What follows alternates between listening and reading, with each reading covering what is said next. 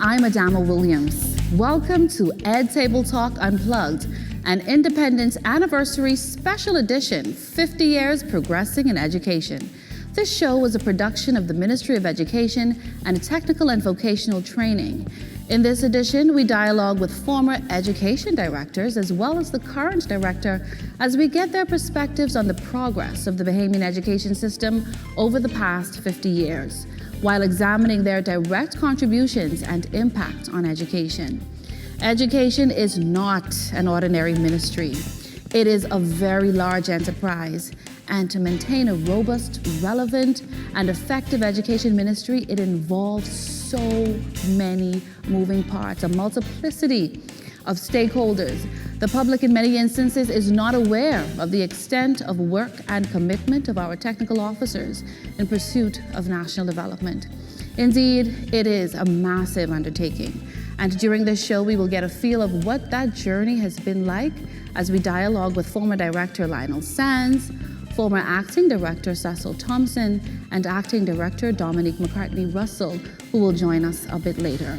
So right now, gentlemen, I would like to welcome you. Thank you so much for joining this show and this discussion today.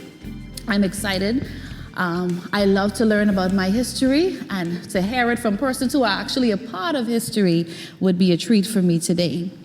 So before we get into the meat of the discussion, we know that prior to independence in 1973, access to education was minimal, or if at all existent, to people that look like us, me included, yes.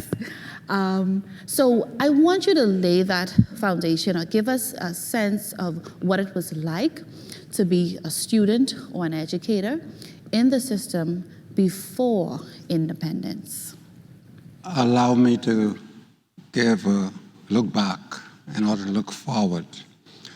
As you know, slavery was abolished in the Bahamas in 1834. Ultimate abolition came, or emancipation came, in 1838. And it is significant to note that the denominational schools, right, the Roman Catholics, the Anglicans, the Methodists, the Baptists, and others were engaged in the business of educating the masses long before the state, right? That is a significant reminder, right? And so you look at in the early 20th century, my mama went to school at a time in the Bahamas when at age 14 you were out. You enter at age 5, 6, and age 14 you are out. And so it's limited educational opportunities for the masses, because the thinking was, how much education, I'm from Andros, how much education a fisherman, a man in Andros needs to dive, conch, hook, sponge, cut bush, or go on a contract? What quality of education does a female need to be a janitress, a maid, and so forth and so on? That was the thinking. All of that will change significantly by majority rule in 67, Mr. Sands. And in 1967, 68, around that period, the government sought to provide free education for all up to the level of high school, particularly in New Providence, where there were any number of high schools built to accommodate those students who were going beyond the 14-year-old to get into the 17 and 18-year-olds. However, the Family Islands, we were not so fortunate, because at the end of age 14, we either had to come to Nassau to finish our education, or then try to get a trade on the Family Island. Eleuthera. I'm from Eleuthera. And so that was a challenge that we had back in those days. However, the government sought to begin the process of providing high schools on Family Islands. In fact, the first high school on any Family Island was in Crooked Island. Okay. And then In other family islands, they built high schools so that they could keep the students who would reach 14 within the community rather than coming to Nassau, because once they got to Nassau, No turning back. It wasn't any coming back for that family island. That community started to die. And so that was important for us to have access to education beyond 14. And so there were many students who at the time, the aim was to see how many BJCs you can pass, which was the exit credential exam, which was done at the age 14. And then those students who wanted to go beyond the BJCs, they had to do the GCEs. And so there were centers on each of these family islands, including New Providence, that allowed them to do their further studies toward their GCE examination. And so that was made available to us in 1967, 68. And then most of the kids who were successful at the GC and the BGCSEs, the GC and the BJCs, they're the ones like Cecil and I who went into the College of the Bahamas to become trained teachers, and others went into immigration and that kind of stuff. Right. It would not be an exaggeration if I were to say that the majority rule government placed education as a priority. In addition to what Mr. Sands said, those high schools that were built on every family island was a partnership between the government and the community. In Andros, we had about 5 high schools. 2 in South Andros, 1 in Mangrove Key, 1 in Central Andros, and 1 in North Andros. And that the same happened all throughout the country. Primary schools and a centralized school. The primary schools fed in every island into the centralized school. And busing was introduced. Absolutely. To make it possible. I think in Eleuthera you all had... We had 3 main high schools. It was Preston Albury High in South Eleuthera, and then the high school in Central Eleuthera in Palmetto Point, and then a high school in North Eleuthera. And so they were the 3 main high schools that we had in Eleuthera. Wow. So education, like we said, it was only for a few of us, just the minority. And so it must have been something to see that transition from not having that access, not having that, that being in that space where you can dream big, that you can be something other than a farmer, or something other than just any Joe Blow from off the street. What was that feeling like? Because you were there for the transition, pre-independence into independence. What was that like? I have a personal testimony in the sense that with the advent of majority rule in 67, I was a senior student, monitor of source in the Swains Public School at 67. In 68, the majority rule government utilized the facility that was left in San Salvador called the Pan American Facility, and it opened as a San Salvador Teachers College. Hundreds of teenagers, including yours truly, once you have the requisite BJCs that Mr. Sands talked about, I'm talking about O-levels, you gain access, and they provided free accommodations, 3 meals a day, round trip to every meal, every time, and a lot of benefits, right? And so personally, this investment in education, I always said that if were it not for that investment in education, these big hands of mine were built for catching crabs.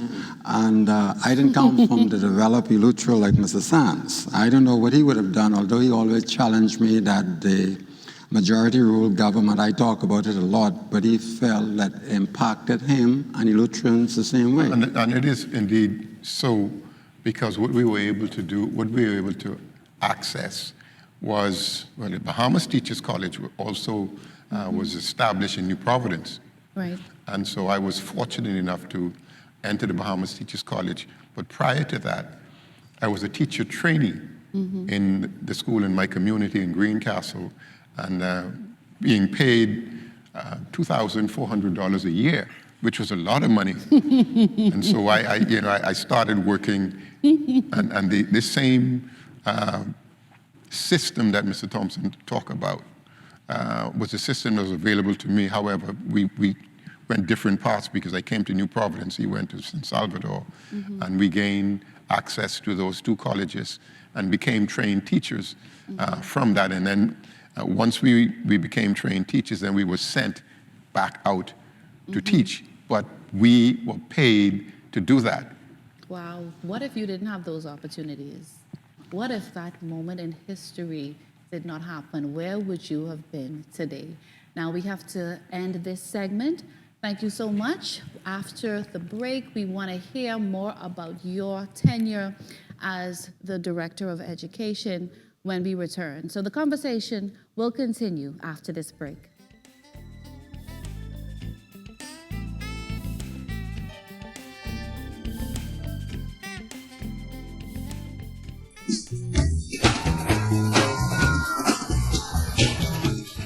Life is a marathon, not a sprint, and high school is less than a quarter of that marathon journey. Make your years in high school count, even if you are only able to obtain a minimum grade to pass a class on exam.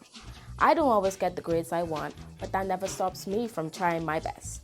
What matters is that you always do your best and nothing less. So, the next time you feel like giving up on school because your best might not be good enough, keep going, because life is a marathon and school is less than a quarter of that journey.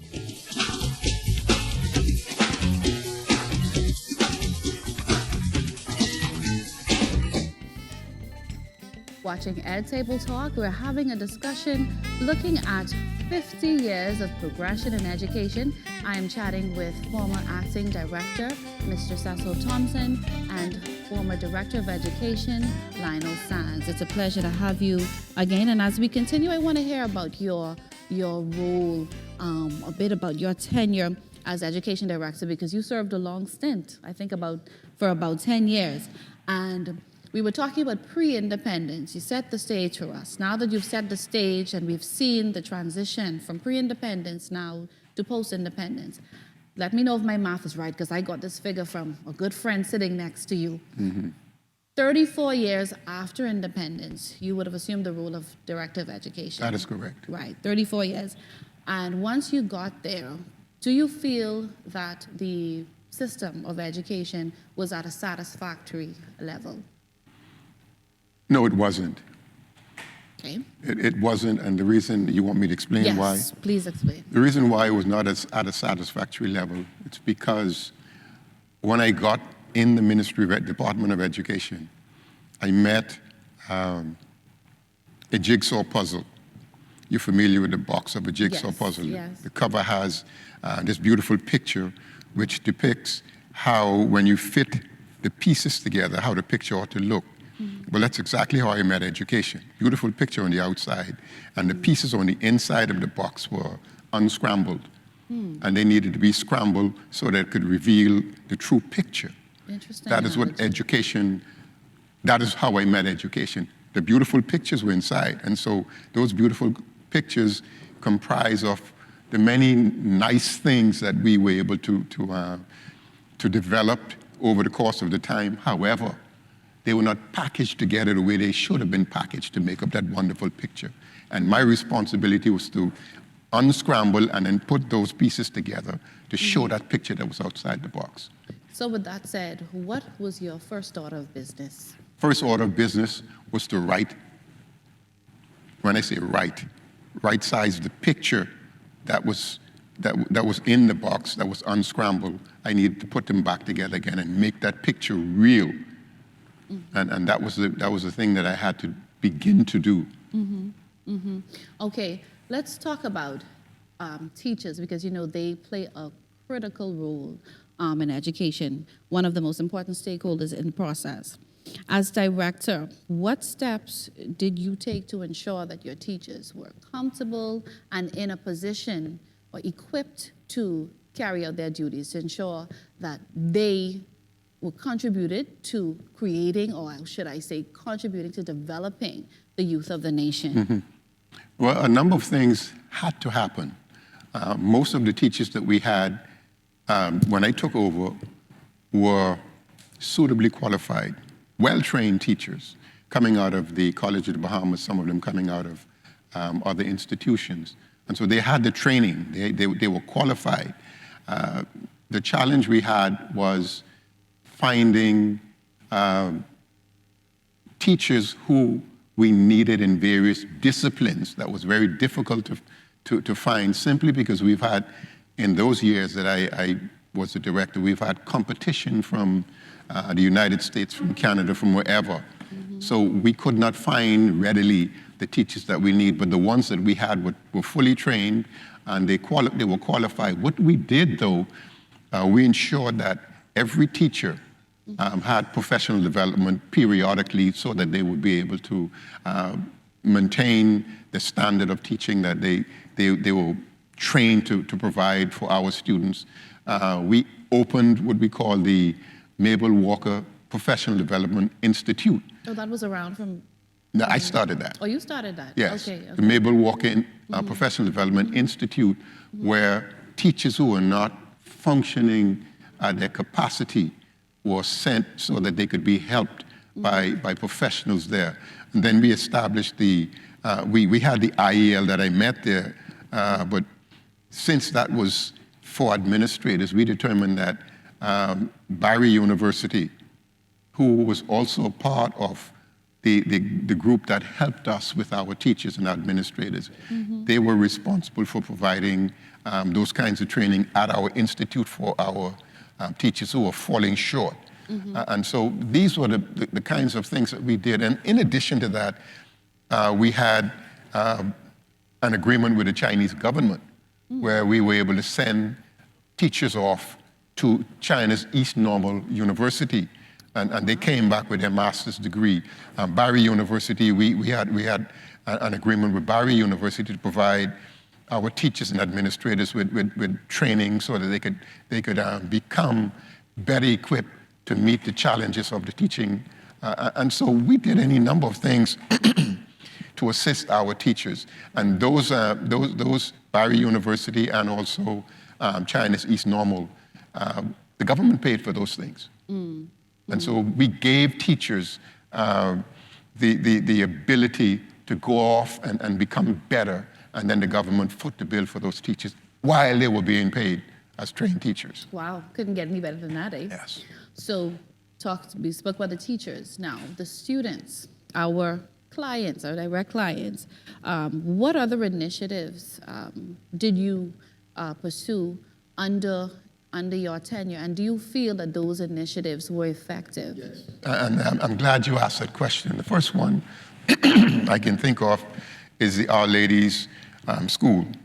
Most people don't understand why we established that school. That school was established for all of those students. While they're in school, we find that students have disabilities, challenges with the system of education that we provided. And because the teachers were not trained to pick up what those disabilities were, the Our Ladies School was equipped with the people who were able to provide the service for those students once they would have been identified as students who were falling short. And so they were to attend the Our Ladies School and get the treatment. It was only supposed to be a 6 to 10 week treatment to bring them back to the point where they can now function in a normal school. That's what the Our Lady School is all about. I don't know if it's still doing that, but that's the purpose of the Our Lady School. Okay. And so that's one of them that we established during my tenure. And then secondly, for students, we instituted what we call the public school scholarship for all of those students who desired to go beyond high school into colleges. And those scholarship was available only to government school students. Because prior to that, most of the scholarships that were given out to students were from private schools. And so our students were unable to get those scholarships. And so we determined, okay, we will make it available to public school students. And those are the students who may not necessarily go to UB because they didn't have the courses that they wanted to pursue. And so we ensure that they get scholarships to go away to Canada, United States, and that started in 2014, by the way. Okay. And then just prior to that, in 2012, we established where the College of the Bahamas gave scholarship to Bahamian students once they would have attained 5 GCE, BGCSE with C and above. And so all of those we started during my tenure. That was to help students out in terms of their achievement in education. Wow, okay, so those are a lot of initiatives, and I know you're not even done with that, but I need Mr. Thompson to chime in. One of the facts, because I was in the classroom before, one of the facts that you're taught when being trained as an educator is that children learn differently. They have varying learning styles, and many teachers find that students who sometimes perform so well during class time, they don't perform on examinations, or they fail their examinations. Do you think that we should change the way, alter the way in which we evaluate our students? Mr. Thompson. Yes, I do. I was fortunate during the course of my career of serving as the principal of Hawksville High School for approximately 10 years. Back then, Mr. Wilson, the director of education at the time, said that I thought Hawksville High was the flagship for technical and vocational education in the Commonwealth of the Bahamas. He said it was that in the region, there was not a next school comparable to Hawksville High in the whole region that offers or that offered something for every child, right? Mr. Sands here would have shared with me in a different course study I was doing that the O-levels was intended for 15% of the British population. He said the BGCSE, and he knows it because he came out of the heart and soul of testing and examination, the BGCSE is intended for 20% of the Bahamian population, which begs the question, what happens to the 80% of the population? Technical and vocational offerings, or as Ms. Bastian would say, pathways, take care of those persons. So we need to make, the country that is, need to make a more determined investment in technical and vocational education at the high school level, some would say at the junior high school level, and get the vast majority of our students into meaningful, pathways that would lead to productive life. Yes, we have to wrap up this segment, but very interesting facts. I wasn't aware of that, and I'm sure a lot of people are not aware that the BGCSE examination was designed to target 20% of our population. Let me explain that a little bit better because I want people to understand exactly what Mr. Thompson is talking about. You can explain that right after this break. Okay. You can explain it right after this break, and we're going to have our acting director, Dominique Russell, to join us in our final segment. We'll be right back.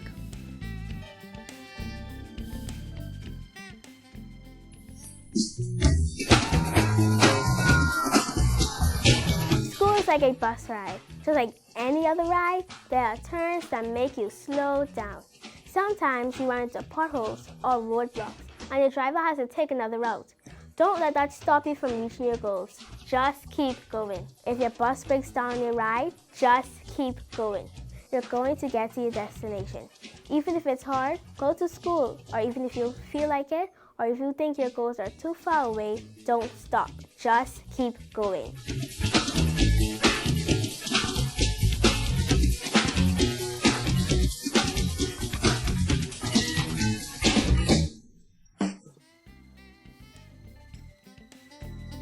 Welcome back to the final segment of Ed Table Talk Unplugged. I am chatting with former directors of education from different generations. I have with me Mr. Cecil Thompson, the former acting director, Mrs. McCartney Russell, Dominique McCartney Russell, the acting director of education, and former director of education, Mr. Lionel Sands. It's so good to have you, and thank you for joining us Mrs. McCartney Russell. I know you're already in the trenches. And like I said at the beginning of the show, I know it's not easy, but I'm sure you're up for the task. And we're going to talk a little bit about that. We don't have much more time. But before we went to that final break, Mr. Sands, former Director Sands, wanted to make a clarification. The point was made by former Acting Director, Mr. Thompson, that the BGCSE examination was designed to target 20% or to cover at least 20% of the population. Explain that. Well, you have to understand the London GC examination, which we were engaged in prior to 1993, was designed for the top students in the school who were going to college, going onward to college. The grades A and grade C were the grades that, determined whether they would go on to college. The problem was that when the GCE was stopped, the London board determined that they would include the GCE and the CSE examination in the GCSE, meaning they would include the 20% of the students and then the 80% Mr. Thompson was talking about. The CSE were those students who were the trade and the technical people. So then there you got the GCSE. When we started the BGCSE, the design was similar, where the BG would have been those 20% of the students, the academic students, and the CSE would be those students who were in the trades and the technical studies. The problem we had in the Bahamas was we thought everybody was the BG. Right. Everybody isn't the BG. That's the 20%. And so we were exceeding the 20% at the BG. We will go up to 30%, which was fine.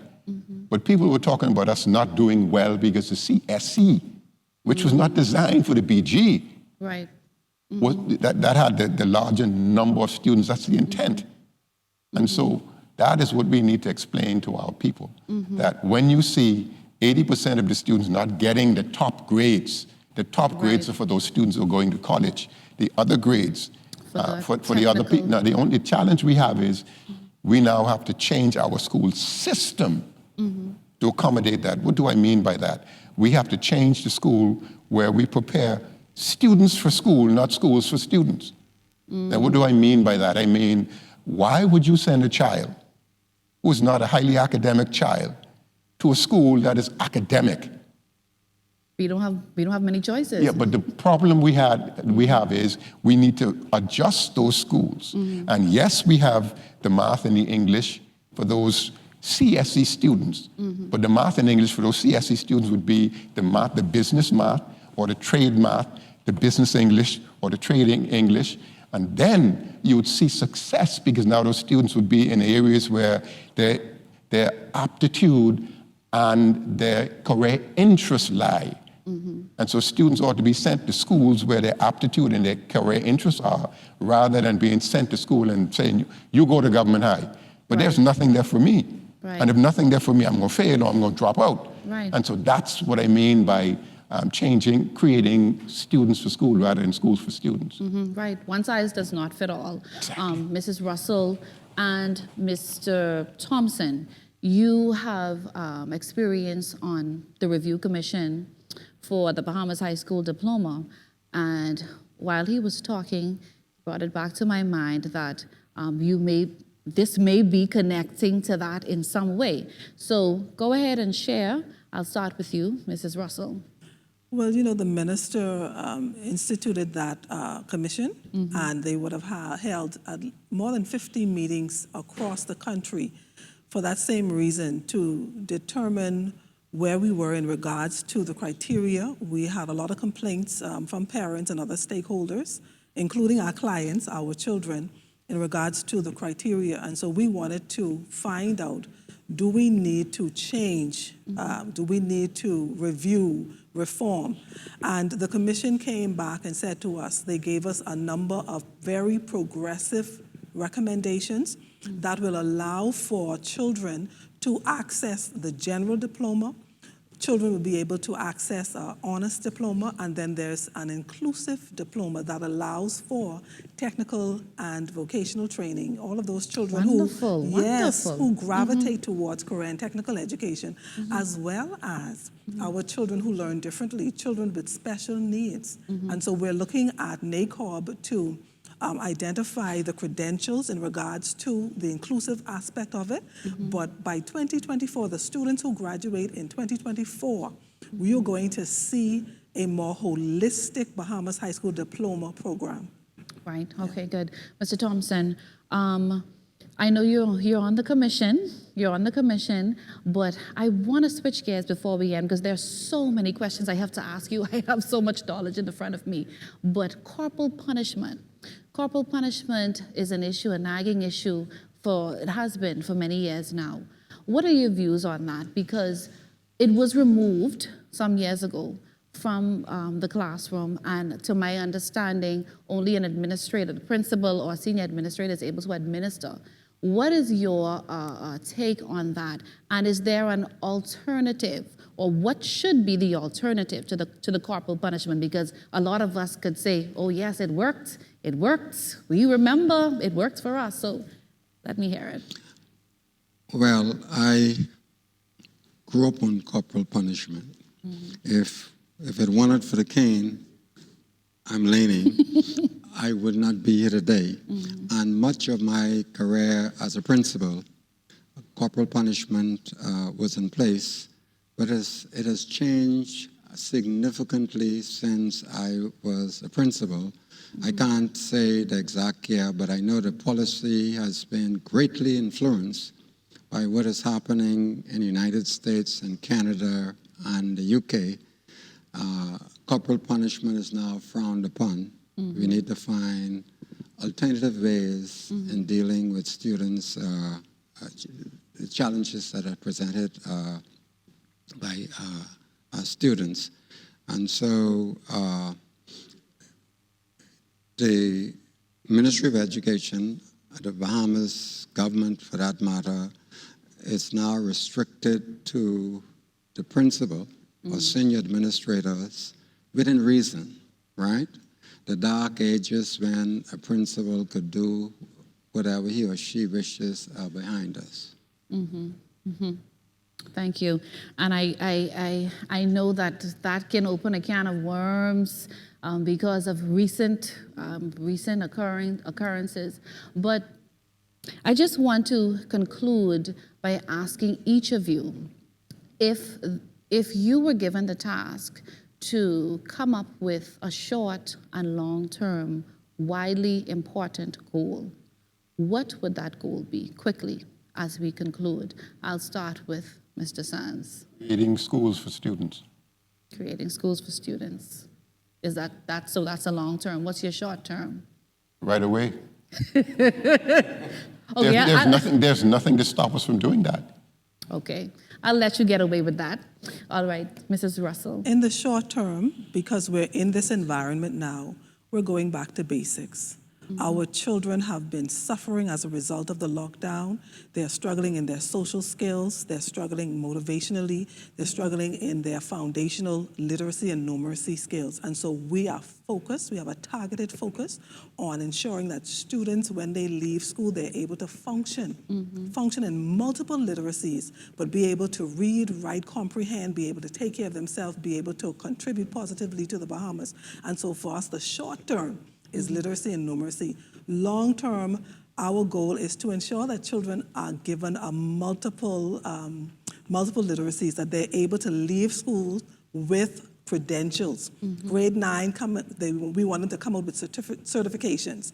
And so that means digital certifications, micro-credentials in ICTs in various subjects.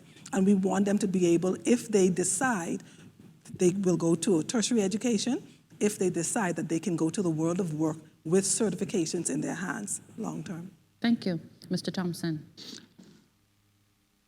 I endorse what two directors would have said. However, against the background of the pandemic that Mrs. Russell spoke about, 2 years pandemic, 3 years of major hurricanes. That has to be taken into serious consideration moving forward as we deal with the students. A young doctor, Grand Bahama, said to me, the last shoe has not fallen yet because we don't know the psychological and emotional impact. There's 3 major hurricanes that affected two affected the northern Bahamas, Matthew and Dorian, and Joaquin affected the central and the southern Bahamas. We don't know, and you couple that with the pandemic, you don't know what the long-term impact is going to be. The retired DO in Eleuthera, Mr. Clare, observed that during the lockdown, students were about 2 years behind 5-year-old getting in school. He said, if you and members of the commission feel like once you've taken care of 10th, 11th, and 12th grade, your problem is over. This is a long-term thing. We will see this problem down the road, so we need to be mindful of that. That's short and long term. And the longest of long term, I think the country needs to invest more into education. Yes, sir. More into teacher education. You've got to grow the profession. Right now, we're in a state of dependency, 50 years on. We depended on teachers from Jamaica and Caribbean and elsewhere. We need to grow the profession. Don't talk it, grow it. Grow it, like Mr. Sands. Outside of personal emoluments, I think we spend 10%, and I believe that we should raise that to about 35%. Well said. I can't disagree with anything. All very important goals in education. Thank you so much. Thank you for joining in this discussion and this focus, this special focus on 50 years progressing, not regressing, progressing in education. We know that there are some things, there are some areas that we have to work on, but with unity and involvement of all stakeholders and the creativity and innovation that we all possess, we can do it. We can move. We can continue to progress and move further. So it has certainly been a pleasure to dialogue with our former education directors and our current education director, and to share on their views on the progress that we've made and we continue to make in education post-independence, 50 years later. As stakeholders in education, we must continue to work in unison to carry out the ministry's mission to ensure that all persons in the Bahamas are provided an opportunity to receive a quality education that will equip them with the necessary beliefs, knowledge, attitudes, and skills required for life, both in a democratic society guided by Christian values and in an interdependent, changing world. And to our viewers, if you would like to receive frequent updates on what's happening in the Ministry of Education and Technical and Vocational Training, subscribe to 819 BMOE. That's 819-2663. Visit our website or follow us on Facebook, like and subscribe to our YouTube channel and other social media platforms. Again, thank you so much for tuning in. Until next time, happy 50th anniversary, Bahamas. I'm Adama Williams.